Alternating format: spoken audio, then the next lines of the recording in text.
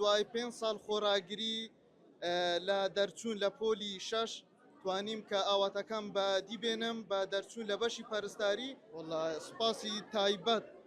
لۆ بنەماڵەکەم کە 6 کەسن داکم بابم پلکم هەرسێ خوشکەکەم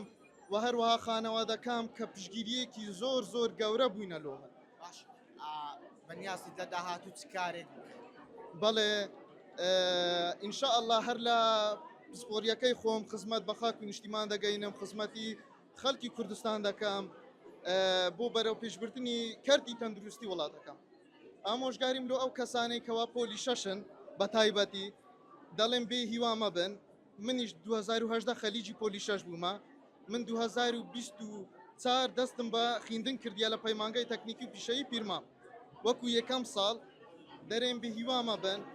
هیوا هەر چەندە کۆندەبی بەڵام بە حیاتی نافەوتێتن هیوا شتێکی جوانە لە ژیاندا ئەگەر ژیان هیوای تێدا نەبیتن